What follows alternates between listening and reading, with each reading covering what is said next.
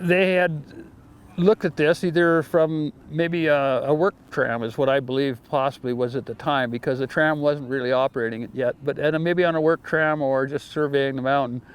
Barry had made the comment that someday someone will ski it. And it was called Corbet's Couloir. And it was called Corbet's Couloir when I got there. And someday somebody did ski it.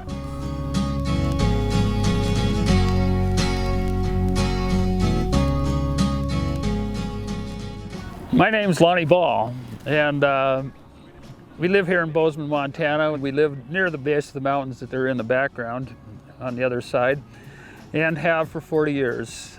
We've run Montana powder guides, ski operation that involved heli-skiing and snowcat operations throughout the years, 30, 40 years. And we also are skiers at Big Sky. And I keep saying we because my wife and I ski together on a continuous basis. We're both Big Sky skiers. We live at another ski area, but we float around and that sort of thing. In 1966, Mary and I moved to Jackson from Alta.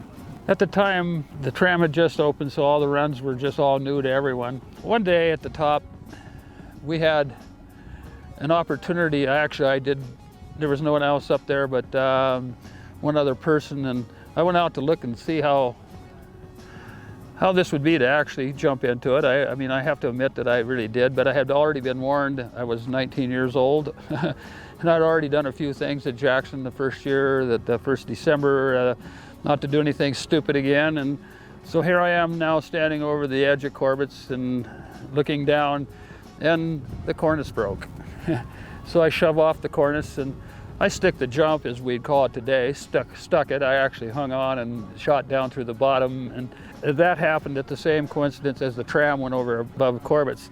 And I actually denied doing this. I felt I was going to lose my job for sure.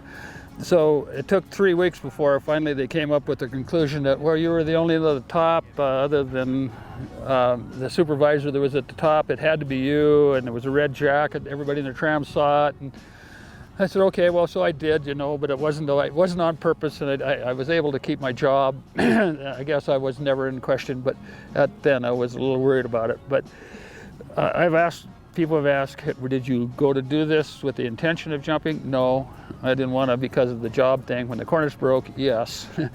Now I've seen incredible stuff. Snowmobiles have hit this thing and have survived the jump. I have seen everything else, and just recently a clip that I've just seen just today, Gallivan, you get to ride along with his helmet cam as he goes off this thing, and it's breathtaking to watch the video. Breathtaking.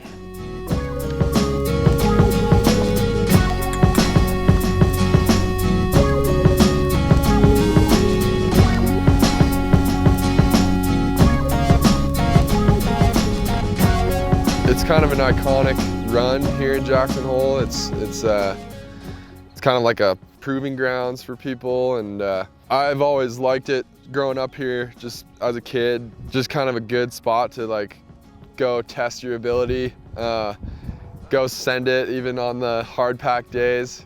This is just part of Corbet's. There's things that the following year after I went off, Herman Gallner did a full flip into Corbet's. Also a full moving fast entry into Corbet's. And Halsey Hewson, just poof, off to the right side, another 50, 60 footer, skied over to his girlfriend, and he was on pins. Those type of things are, wow. Anyhow, that was how I ended up going into Corbet's. The cornice did break. I did make the jump and survived to tell the story today.